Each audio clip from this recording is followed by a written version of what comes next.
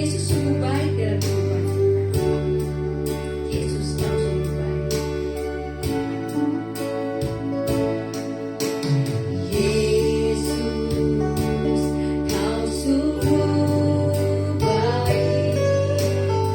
Yesus namamu indah. Yesus ku cinta kau selalu. Ku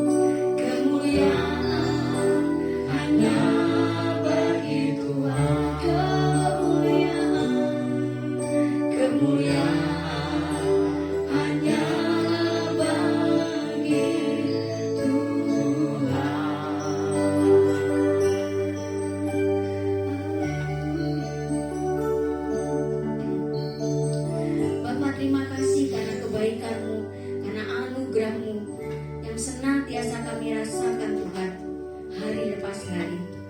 Kami mengucap syukur Tuhan atas semua yang kami nikmati pada saat ini. Terkhusus Tuhan, kami bersyukur untuk hidup yang Tuhan sudah berikan kepada kami. Dan saat ini Tuhan, di penghujung tahun ini kami beribadah, kami mau memuji dan memuliakan nama-Mu. Dan terlebih lagi Tuhan, kami mau mendengar Tuhan berfirman, Tuhan bersabda melalui hamba-Mu.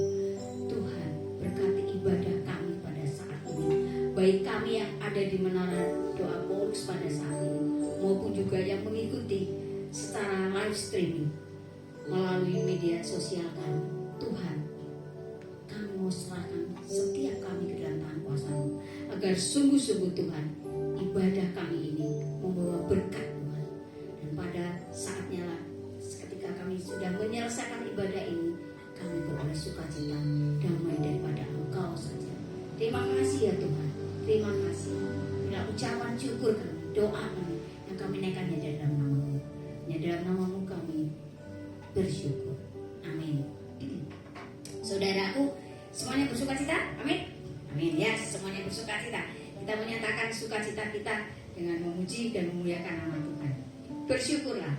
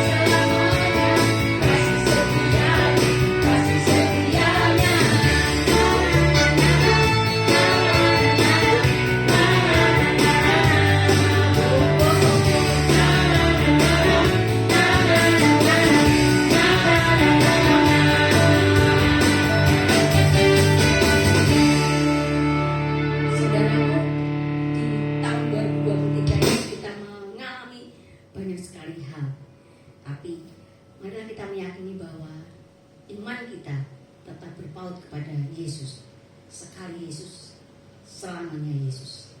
Kita akan mendengarkan firman Tuhan yang pastinya akan senantiasa menguatkan kita.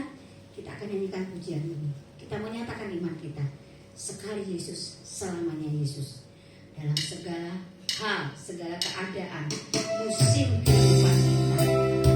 Biarlah kita meyakini bahwa hanya Yesus, tetap Yesus dalam kehidupan kita.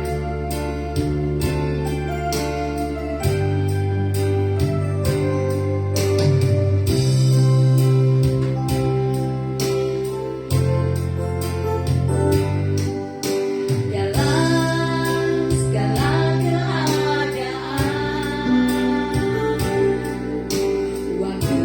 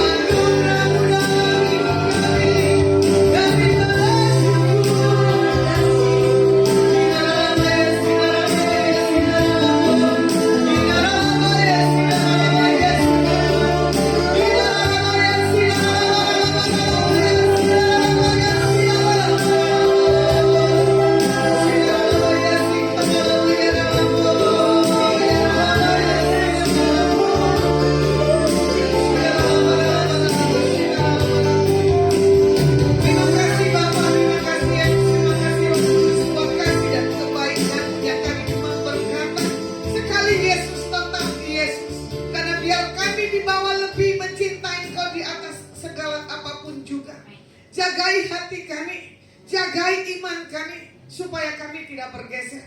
Ampuni segala hal kemarahan kami, ampuni segala kritikan kami, ampuni setiap perkataan yang keluar dalam setiap kehidupan setiap kami. Kami dikuduskan, kami ditahirkan. Bela pengurapan hikmat yang daripada Engkau Tuhan, yang memberkati setiap kami. Dalam nama Yesus Masihi kami berdoa dan mengucap syukur. Haleluya, amin. Ya, shalom. Firman saya bagikan pada hari ini tentang apa? Menatap masa depan. Ya, menatap masa depan adalah sesuatu penantian yang masih sama-sama. 24.00 hari ini kita masuk tahun 2024. Apa yang sudah kita buat? Apa yang sudah kita kerjakan?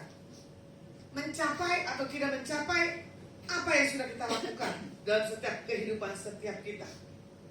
Makanya dikatakan Mazmur begini, ajar aku Tuhan menghitung hari-hariku sedemikian rupa. Tuhan sudah mengajarkan hari-hari yang kita lalui. Tuhan sudah buat segala perjalanan kehidupan kita itu berjalan dengan begitu baik dan dahsyatnya. Makanya kalau boleh dilihat ya, banyak orang yang akhir-akhir ini bingung untuk bisa melihat contoh presiden kita ke depan seperti apa. Bingung melihat tahun 2024 ini seperti apa. Tapi puji nama Tuhan ya, kita masuk tahun 2024, hitungan berapa jam lagi ya, istilahnya 12 jam lebih lah ya, tidak terjadi bencana. Biasanya setiap tahun, betul gak? Di tanggal 20-an selalu ada aja tuh musibah. Tapi kalau kita perhatiin, berjalan dengan waktu Tuhan di tahun ini tidak ada musibah ya. Waktu terjadi COVID di bulan November dan Desember, itu sudah satu hal yang dahsyat Tuhan beri dalam setiap kehidupan kita anak-anak Tuhan. Makanya dibilang apa? Jangan bingung. Karena apa? Masa depan itu sudah pasti ada. Makanya di sini dikatakan di Amsal 23 ayat 18, firman Tuhan katakan begini. Karena masa depan kami sungguh ada dan harapan kita tidak akan pernah hilang. Karena apa? Harapan kita kepada kebenaran Alkitab. Karena apa yang diperkatakan Alkitab itu ya dan amin. Cuma bagaimana kita menghidupi, meresponi setiap apapun yang Alkitab katakan di dalam ini. Bagaimana kita punya gaya hidup dalam setiap kehidupan kita pribadi masing-masing. Contoh sedikit kesaksian ya. Ini kan udah menutup tahun 31 Desember. Tadi gak sengaja saya buka WA. Saya pikir gak ada berkat datang ya. Ternyata ada berkat datang. Dia bilang begini, Bu, boleh minta nomor akun? Saya cuma tertawa. Bagaimana keadaannya? Saya cuma senyum. Saya bilang keadaan saya baik. Terus saya bilang, tahu aja ya, kalau besok saya mau operasi buat tambahan operasi. Bayangin. Tinggal hitungan berapa hari loh, orang tadi pagi bisa tergerak. Setahu saya ini orangnya pelitnya luar biasa. Saya kenal orang ini bertahun-tahun gak pernah selalu memberi hal uang, selalu memberi hal apa? Yang lainnya. Makanya kemarin saya bilang rekan saya, coba nyanyi. Sekali Yesus, selamanya Yesus, harapanku takkan hilang, karena kasih-Nya sekarang ku ada. Oh Yesusku, ku cinta Kau selamanya. Sekali Yesus, selamanya Yesus, harapanku takkan hilang, karena kasih-Nya sekarang ku ada. Oh Yesusku, ku cinta Kau selamanya. Diberkati gak diberkati, tetap gak cinta Tuhan. Nah, jangan munafik. Hari-hari gini orang yang gak diberkati, gak dapat jawaban, minggir daripada kasih kebaikan Tuhan. Makanya kadang Ya, di penghujung ini yang saya kaget. Tuhan masih sayang. Di titik limit besok saya mau operasi angkat pen. Nggak tahu Tuhan bisa kirim orang seperti ini. Walaupun berapapun yang dia tabur, tapi saya bangga. Tuhan memperhatikan kehidupan saya. Ya, karena nanti malam kita ada doa, betul nggak? Saya cuma berpikir begini, Tuhan mau tutup tahun. Saya dengan tim, dengan minim main alat musik nggak apa-apa. Yang penting tutup tahun untuk mengambil tahun ke depan. Saya nggak tahu Tuhan mau buat apa sih buat Adonai. Tuhan mau buat apa sih buat Menara Polus. Tuhan mau buat apa sih tim menara di tempat ini dan buat saya pribadi. Ya, nggak tahu ini lagu tiba-tiba tuh kemarin ada di Salatiga anak-anak yang polos, anak-anak yang kecil, yang nggak punya motivasi apa-apa, cuma saya sentuh orang ini. Kenapa kamu punya marah-marah? Saya dibuat jengkel Bu dengan ini. Panggil semua orang-orang yang membuat kamu marah. Dipanggil itu adik-adik semua, saya tanya jawabnya apa? Tanpa dosa. Dengan kepolosannya adik-adik di tempat itu. Akhirnya kita bilang, ayo kita memuji Tuhan. Akhirnya memuji nama Tuhan. Keluarlah lagu itu. Walaupun saya tidak tahu, tapi saya pernah dengar. Tapi saya sakit terharunya saya nggak rekam itu full, anak-anak itu menaikkan pujian dengan satu ekspresi dalam dirinya tuh yang benar-benar bahwa satu kedalaman akan Tuhannya dengan satu kehausan dan kelaparan. Sekali Yesus, selamanya Yesus, harapanku takkan hilang, karena kasih-Nya sekarang ku ada. Oh Yesusku, ku cinta Kau selamanya. Saya minta sama Tuhan buat tahun ke depan, saya bilang Tuhan saya gak mau setengah-setengah lagi cinta Engkau. Saya gak mau setengah-setengah lagi melayani Engkau Tuhan, tapi kasih saya kesanggupan dan kemampuan. Ya, waktu tanggal 29 saya ke dokter kandungan. Karena hari itu ada tukang pijit, gak sengaja, dia pijit perut saya, keluarlah itu darah. Karena waktu dipijit saya tidur. Saking saya terlelap dan saking saya capeknya. Setelah itu saya cuma diam. Kenapa kamu pegang perut saya? Tukang pijit itu pergi, pendarahan selama 3 hari. Setiap saya buang air kecil, saya cuma begini, Tuhan jangan ada terjadi apa-apa di atas kandungan saya. Entah kenapa saya ketemu dengan seorang dokter kandungan di tempat ini. Ternyata dokter ini mengatakan salah tentang diagnosis yang saya alami. Cuma rekan dari Menara bilang begini, perkatakan aja Bu, semuanya baik apa adanya. Saya bilang iya. Pantesan, kenapa Tuhan bawa body saya seperti ini? Harusnya tidak seperti ini Tuhan bawa body saya.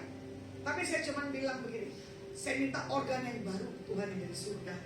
Untuk segala apapun yang saya layani buat yang ke depan, sampai selama-lamanya. Saya bilang begitu kan. Satu titik cuma saya bersyukur.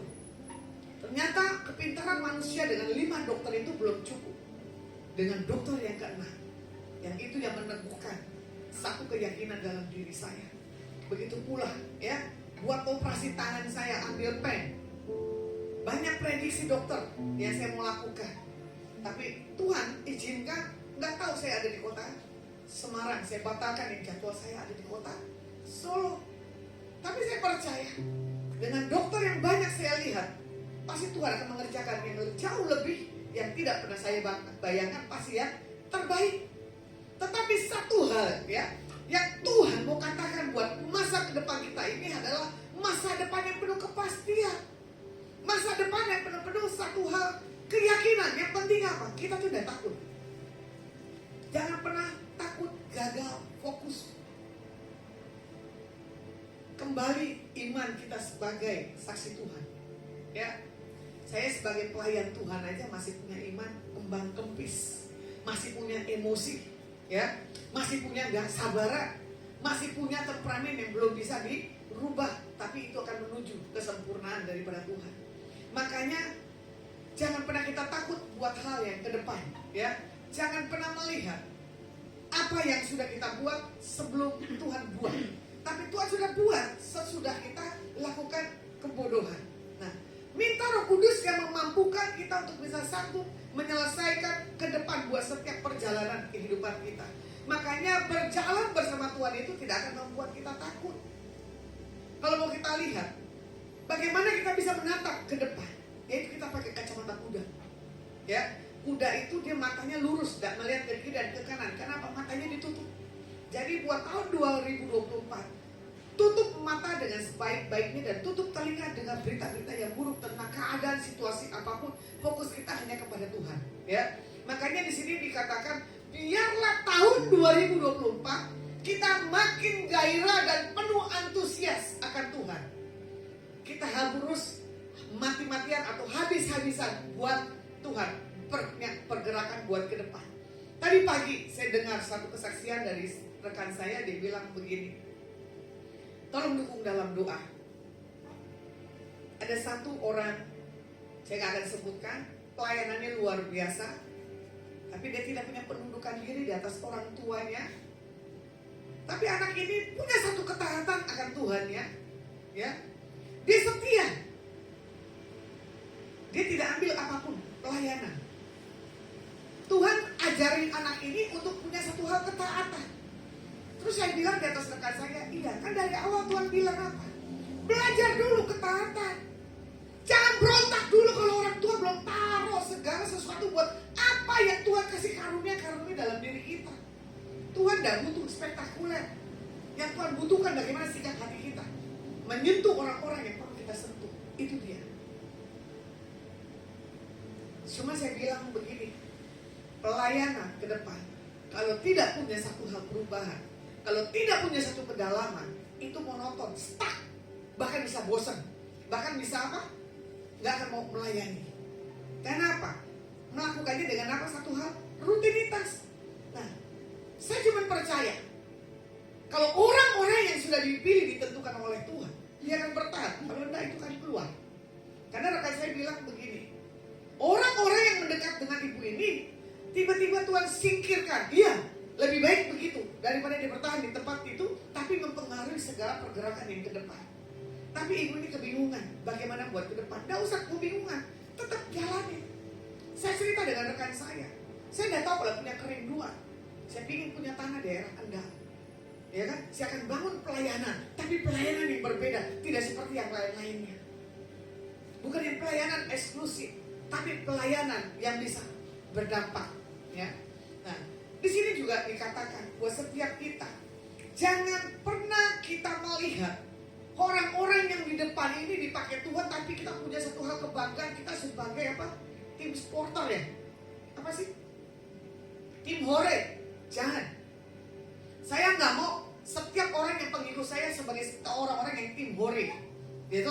Tapi tidak punya sesuatu hal pertumbuhan dan satu hal perubahan. Itu jangan. Setiap orang yang mengikut Tuhan, setiap orang yang mengikut pemimpin yang dipakai oleh Tuhan, dia harusnya bermultiplikasi. Bukannya sebagai tim hore yang coba bisa numpang getol, yang coba cuma bisa makan enak, yang coba punya banyak relasi. Jangan. Nah, makanya di sini dikatakan apa?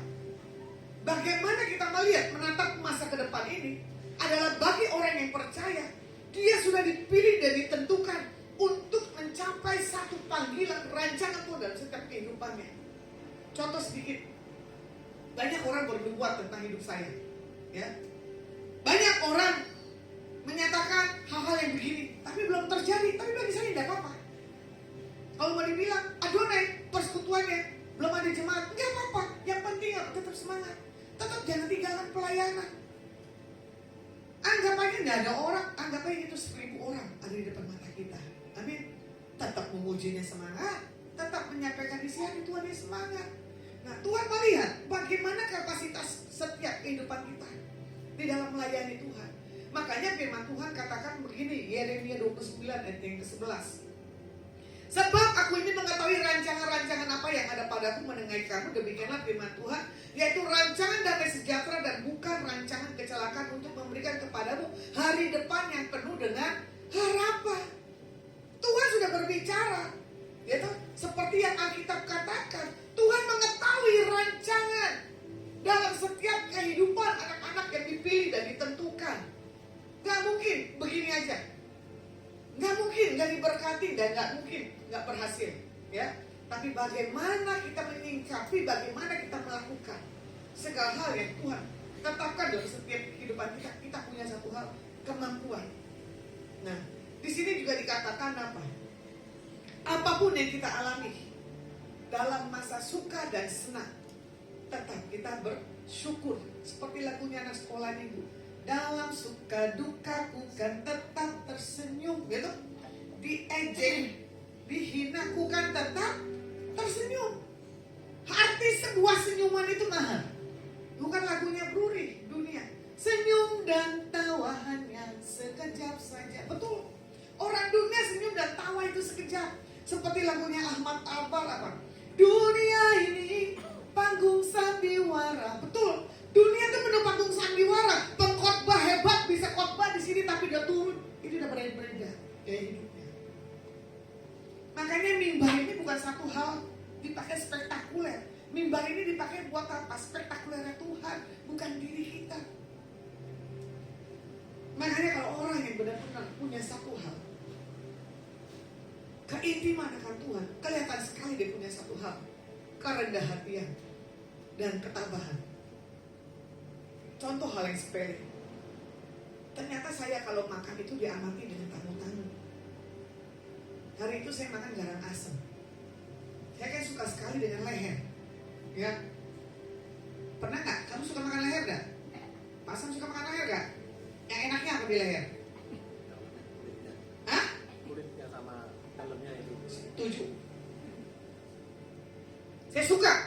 Leher itu kulitnya yang dalamnya yang tipis begitu tuh, enak sekali. Ternyata sampai makan tuh bersih, sampai tamu saya bilang ini, minta orderin lagi, ternyata apa? Habis.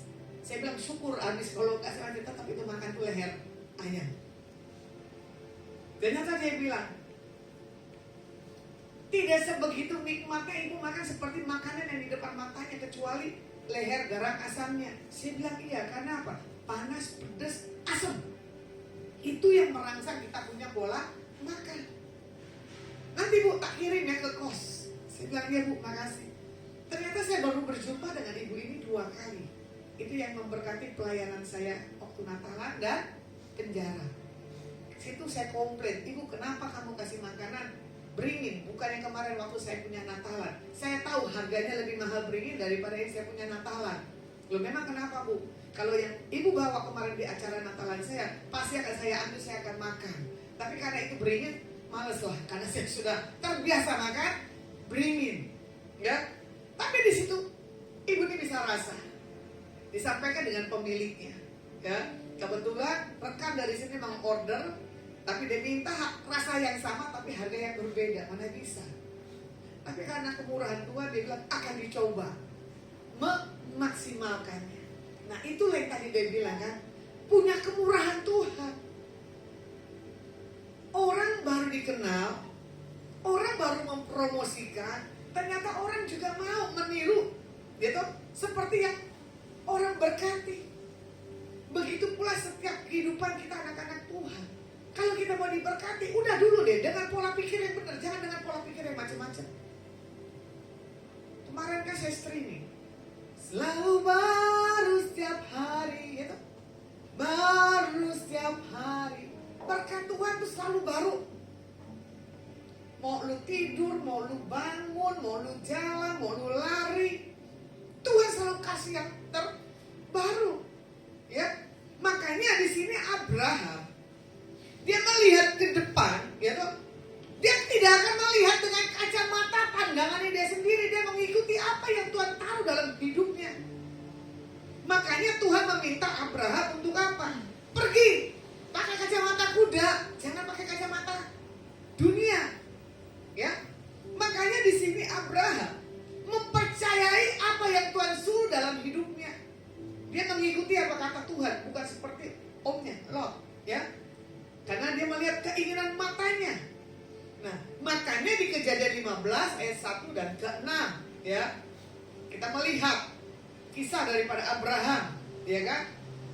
Bagaimana Abraham waktu disuruh dijanjikan keturunan. Bagaimana Abraham suruh melihat bintang-bintang di langit. Tapi di sini ayat yang ke-6 Tuhan bilang begini, lalu percayalah Abram kepada Tuhan, maka Tuhan memperhitungkan hal itu kepadanya sebagai hal kebenaran. Ya, makanya setiap apapun keadaan kondisi kita hari-hari ini kepada Tuhan, jangan pernah ragukan Tuhan dalam setiap kehidupan kita secara pribadi sebagai anak-anak Tuhan. Ya, makanya pasti ada pemeliharaan, pasti ada penjagaan Tuhan dalam setiap kehidupan kita anak-anak Tuhan. Makanya perjanjian Tuhan dengan Abraham, yaitu janji tentang keturunan 15 itu tuh digenapi. Makanya saya suka dengan ayat yang ke-6 tadi, ya kan?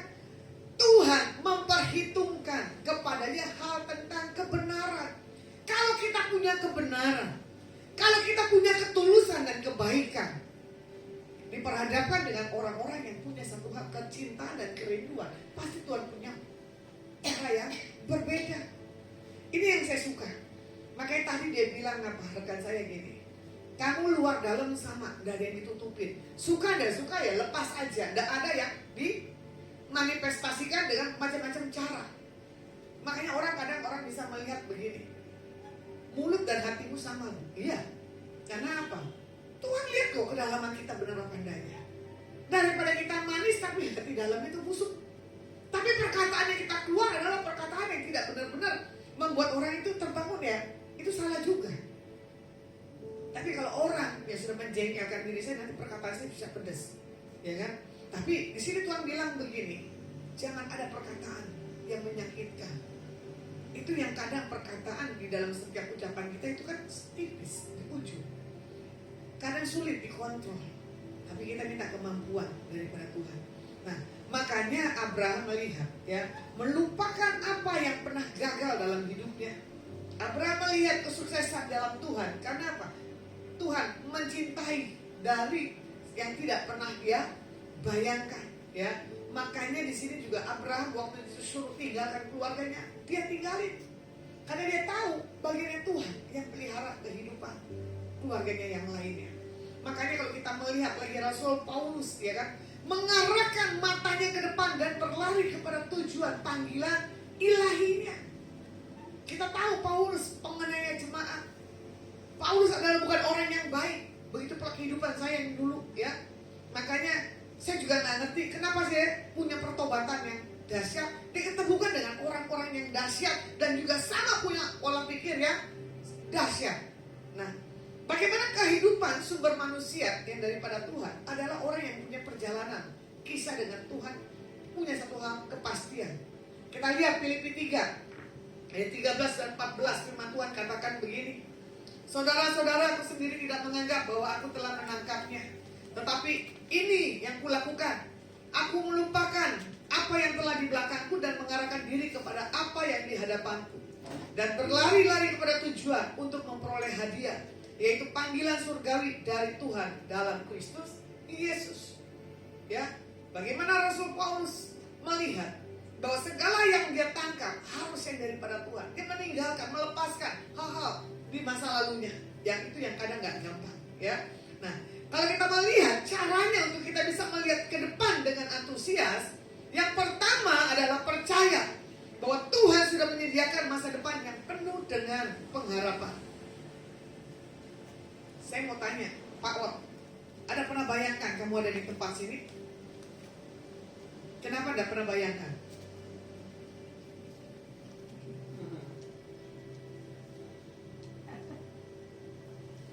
Gak bisa jawab kenapanya. Karena berjalan dengan Tuhan, kita punya tuntunan, betul lah. Kamu gak pernah bayangkan tentang kisah hidupmu, betul gak? Ketemu suamimu yang macam seperti begini, modelnya seperti gini, ya? Kalau mau dibilang nih modelnya kan diem, kamunya cerewet. Kamu nyesal gak dapet istri yang cerewet? Ya enggak, kenapa? Menyeimbangkan. Kalau sama-sama bisu, wah itu repot. Anakmu bisa ganggu, ya toh? Makanya kan kita nggak tahu masa ke depannya seperti apa. Saya kemarin sempat menggelitik di atas ibu gembala di kota Salatiga. Saya punya komitmen, ibu kalau ada bayi yang dibuang nggak dianggap, kasih saya anak perempuan. Saya suka anak perempuan, saya bilang gitu. Saya akan angkat anaknya ini atas nama saya pribadi, saya bilang. Saya akan didik anak ini dari kecil sampai dia punya dewasa. Apa yang Tuhan wariskan dalam diri saya akan wariskan ke anak ini, saya bilang. Karena saya belum melihat orang yang dekat saya itu bisa mewariskan apa yang Tuhan taruh karunia dalam diri saya. Sementara saya dengan berapa orang saya dekat, tapi saya mengambil warisan rohani yang ada dalam diri dia. Hari-hari ini orang gak ada yang mau punya sesuatu yang ilahi daripada Tuhan. Saya lihat kemarin tuh 2 anak perempuan depan saya, lucunya luar biasa. Dari bayi ternyata sudah gede. Ini ada Tante Lasma, dia cuma senyum manis. Saya bilang paling enak punya anak perempuan daripada anak laki-laki. Karena apa? Bawel. Bisa dikuncir, bisa didandanin, bajunya macam-macam. Kalau laki-laki nggak bisa bajunya macam-macam. Udah gitu pelit bicara, betein lagi laki-laki. Ibu gembala ini bilang, iya Bu, nanti saya cari. 3 tahun yang lalu saya tunda, tapi tahun ini, tahun ke depan, waktu Tuhan izinkan, saya punya satu generasi, ya, saya akan didik. Untuk pertama takut akan Tuhan. Kalau Tuhan izinkan jadi atlet, karena saya pernah gagal jadi atlet. Saya terutama jadi dulu atlet bulu tangkis lah. Karena saya hobi bulu tangkis. Selanjutnya dia buat kesaksian, jadi penginjilan di mana-mana, ya. Nah, di sini kita lihat dengan antusias. Kita percaya bahwa Tuhan menyediakan masa depan yang penuh dengan pengharapan. Karena saya juga bingung, gak punya suami, gak punya anak, berkatnya ya begitu aja. Tapi kalau saya nanti punya anak, pasti punya berkat di atas anak ini. Ya, biaya susu murah mahal. Mahal kan? Nah iya, saya juga mau menikmati itu rasa punya anak seperti apa. Karena dulu saya punya anjing, 1 karungnya aja tuh 300.000. Saya bilang kok kasih makan anjing, kan? Bukan kasih makan manusia. Akhirnya saya lepasin, kecintaan saya akan anjing, kecintaan saya akan yang lain-lainnya. Sekarang kecintaan saya akan manusia aja, saya akan didik, akan takut akan Tuhannya. Ya, bagaimana di sini kita lihat percaya dulu kepada Tuhan, baru Tuhan akan menyediakan satu hal, keyakinan dalam setiap diri kita. Makanya di sini juga dikatakan, ya, Yosua 1 ayat yang kedua, hambaku Musa telah mati, sebab itu bersiaplah sekarang, seberangilah sungai Yordan ini, engkau dan seluruh warga ini menuju negeri yang akan kuberikan kepada mereka, kepada orang Israel. Ini perjanjian Tuhan kepada Musa. Karena apa? Tuhan sudah menyediakan masa depan yang penuh dengan pengharapan. Jadi sebelum Musa meninggal, gitu, Musa disuruh mempersiapkan dulu generasinya. Ya sama, saya juga begitu, mau mempersiapkan dulu generasinya. Karena apa? Orang-orang yang saya didik, orang-orang yang saya arahin, tidak sesuai yang saya mau minta. Tiba-tiba minggir satu-satu. Dia bilang, ibu, saya akan topang. Ibu, saya akan dukung ibu. Ibu, saya sayang ibu. Judul-judulnya apa? Minggir tuh satu-satu. Tapi tetap lagunya akan muncul. Sekali Yesus, selamanya Yesus. Harapanku takkan hilang.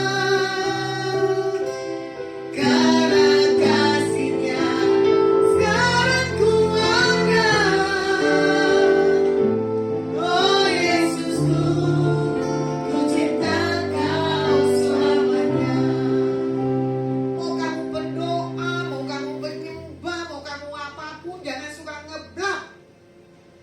Untungnya saya nggak suka digombalin. Ya, berjalan dengan waktu bisa kelihatan orang ini setia apa tidaknya. Bukan saya kepahitan loh ya, enggak. Saya nggak kepahitan. Saya nggak sakit hati dengan Tuhan dan orang-orang sekeliling saya yang tiba-tiba minggir. Nggak apa-apa. Memang Tuhan izinkan. Karena apa? Tuhan mau pilih. Karena apa? Panggilan dan pertobatan saya itu nggak gampang dan nggak mudah. Karena apa? Saya dengan Tuhan yang mengajar. Dan saya dipertemukan dengan mentor-mentor yang keras dan yang galak. Makanya jadinya seperti ini. Makanya kalau orang-orang yang cengeng, orang-orang yang gak siap diterpa, ya itu dia. Kalau dilihat di Kejadian 3 ayat 17, firman Tuhan katakan begini.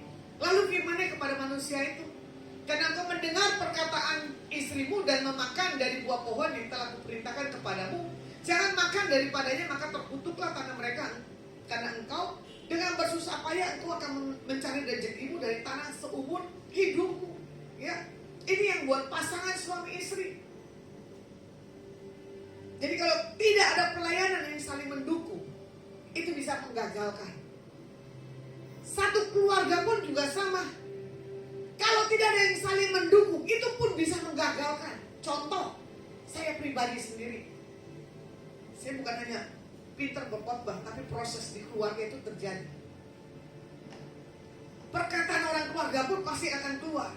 Buat apa kamu pelayanan, tapi hidupmu begini? Kita sudah lakukan yang terbaik aja masih kurang terbaik.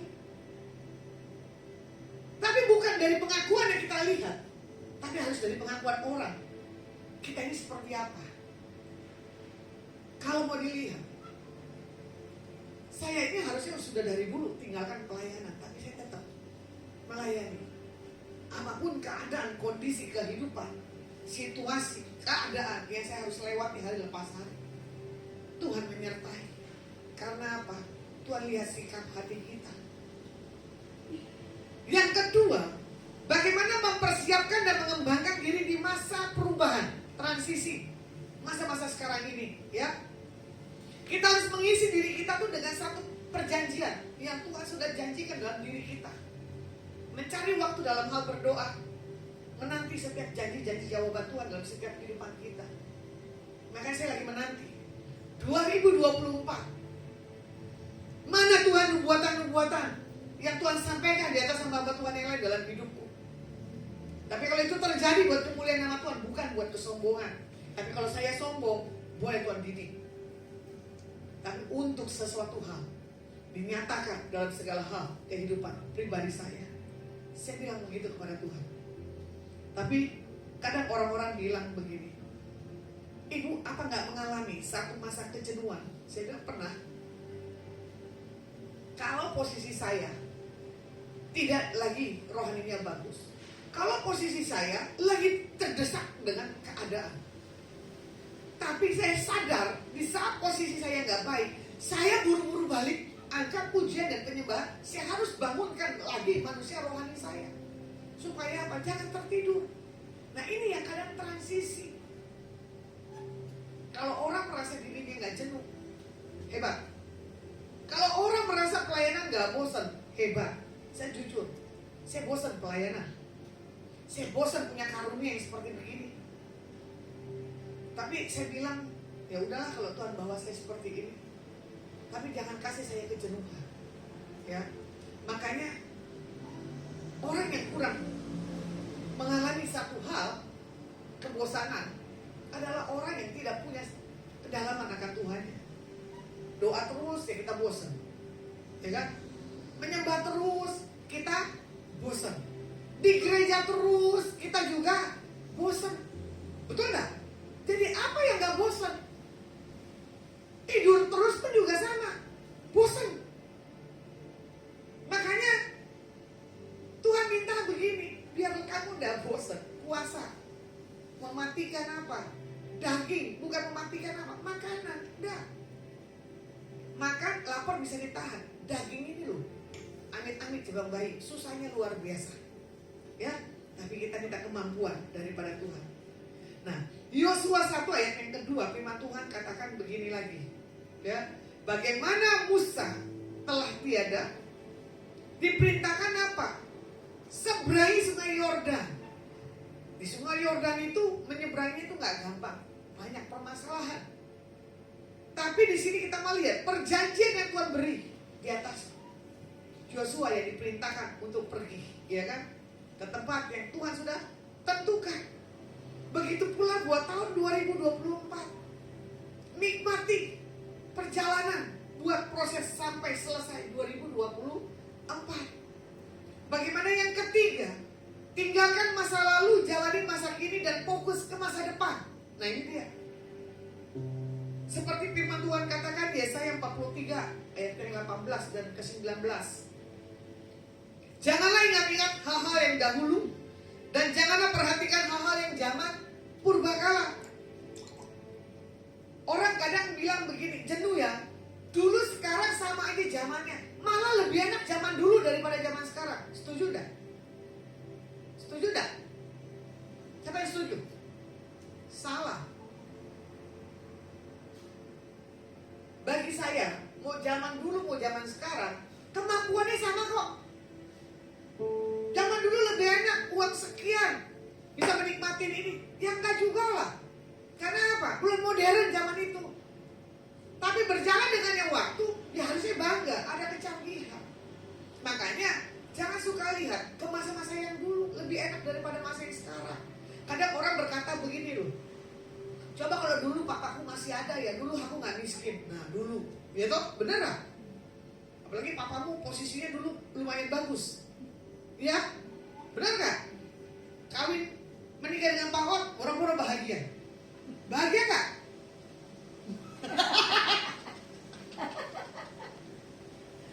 Jangan berkata bahagia, Bu, proses. Ya. Kamu bahagia gak punya Papa Ot? Kenapa bahagia? Karena takut Tuhan. Iya. Kalau papamu takut Tuhan, itu yang luar biasa, bukan karena hartanya. Kebanyakan teman-teman saya punya kesaksian, coba dulu lah, coba. Kok dari dulu bahasanya coba dulu sekarang. Kamu berjalan dengan Tuhan, ada masa depan yang penuh dengan pengharapan. Kalau mau saya tarik ke belakang dulu, ya. Saya terlahir dari keluarga miskin, papa mama saya. Kita ini 8 bersaudara loh. Ini saya tak buka-bukaan ya. Kalau di zaman dulu mama saya itu jualan kelontong. Itu orang Batak gigih sama ke orang Jawa. 1 jerigen isinya 20 liter, betul? 1 gerobak isi berapa Pak Ot biasanya mendorong minyak tanah? 4. Ya toh? 4 drum. 4 apa namanya? 4 jerigen.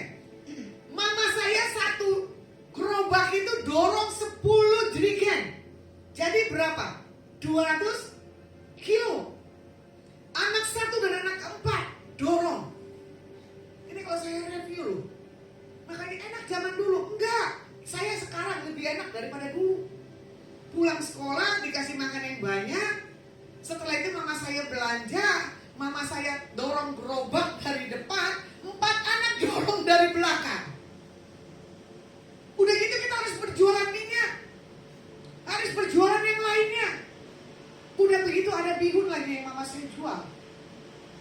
Betul gak? Ini kakak saya saksi hidupnya.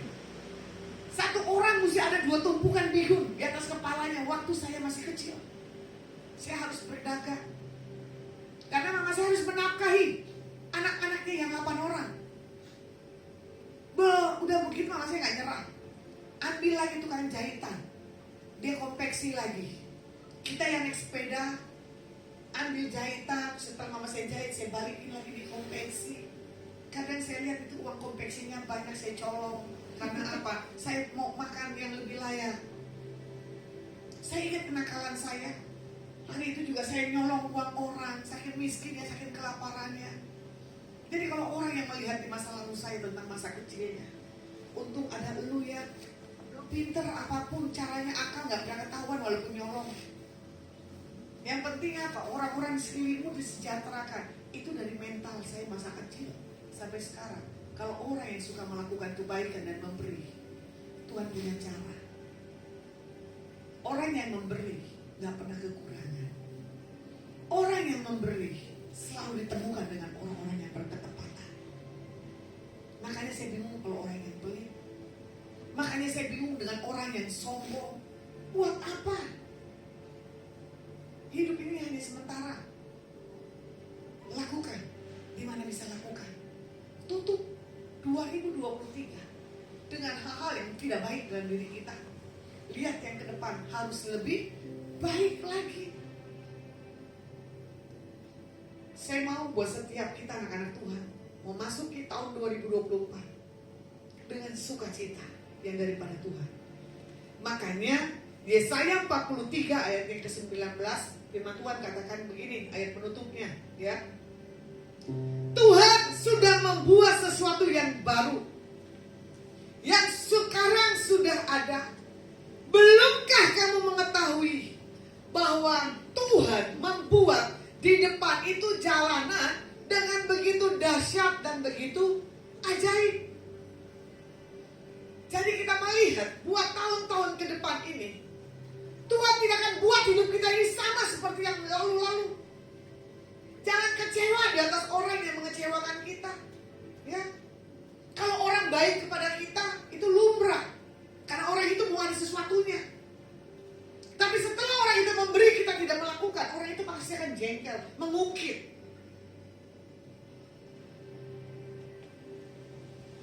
Tapi bagaimana sikap kita? Itu yang Tuhan lihat.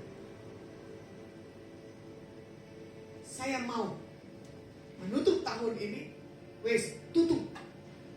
Jangan ada celah-celah lagi dalam setiap kehidupan pribadi kita. Ya, kita akan pujian. Sekali Yesus, selamanya Yesus, harapanku takkan hilang. Sekarang ku ada.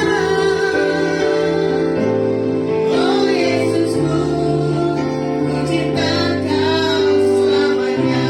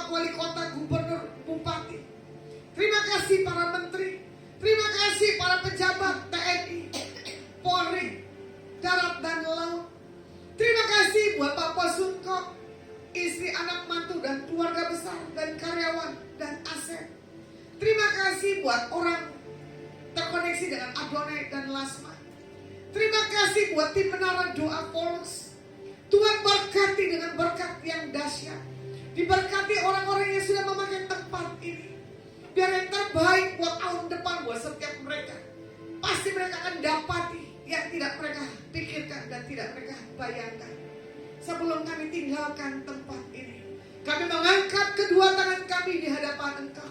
Pulanglah dan bawalah berkat yang terbaik yang datang di dalam nama Bapa, Putra dan Roh Kudus dalam persekutuan yang manis. Biar setiap apapun yang Kau pegang, Kau sentuh buat ke depan. Dikerjakan Bapak Yahweh berhasil. Yang sudah terima berkat Tuhan, mari kita sama-sama katakan